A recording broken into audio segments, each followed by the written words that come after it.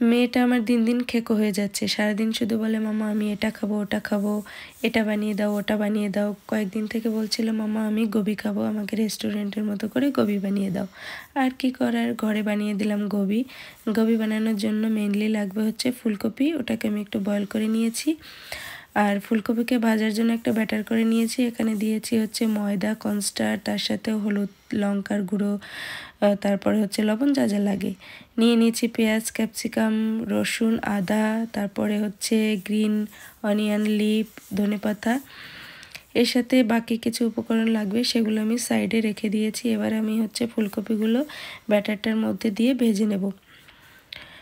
ভাজার পরে এটা দেখতে খুব সুন্দর লাগে। এটাকে মূলত বলে হচ্ছে গোবি মাঞ্চুরিয়ান, যেটা ইন্ডিয়ার একটা ফেমাস খাবার। এটা খেতে খুব ভালো লাগে, রেস্টুরেন্টে খুব লাল লাল করে সুন্দর করে বানায়, দেখতেও খুব সুন্দর লাগে। কিন্তু আমরা লাল লাল করে বানাচ্ছি না, কারণ ওটাতে অনেক ফুড কালার থাকে। যেহেতু আমরা ঘরে বানাচ্ছি সেজন্য ফুড কালার দিচ্ছি না, একটু হেলদি ওয়েতে বানানোর ট্রাই করছি। এটাকে এখন আমরা ভেজে নেব।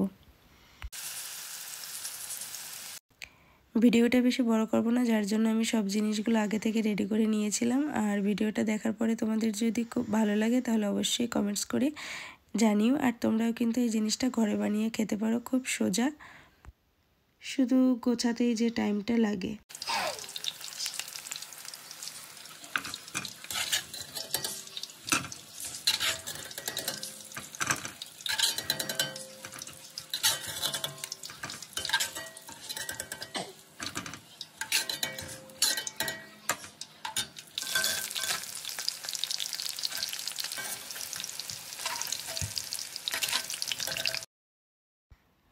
ফুলকপিগুলো আমার ভাজা হয়ে গেছে, দেখতে কি সুন্দর লাগছে দেখো। এবার এই তেলের মধ্যে আমি আদা, রসুন, তারপরে হচ্ছে পেঁয়াজ, ক্যাপসিকামগুলো দিয়ে একটু ভেজে নেব। ভেজে নেওয়ার পরে যেটা দিতে হবে সেটা হচ্ছে ভিনেগার আর হচ্ছে টমেটো কেচাপ। আমার কাছে সুইট অ্যান্ড হট যে টমেটো কেচাপটা ছিল সেটা দিয়েছি, আমাকে এক্সট্রা করে আর চিনি মেশাতে হয়নি।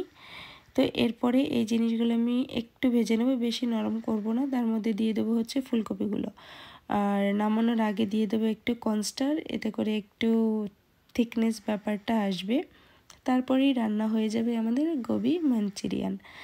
তো এটা তোমরাও বাড়িতে ট্রাই করতে পারো। ভিডিওটা কেমন লাগলো অবশ্যই কমেন্টস করে জানাবে। সবাইকে ধন্যবাদ, টাটা।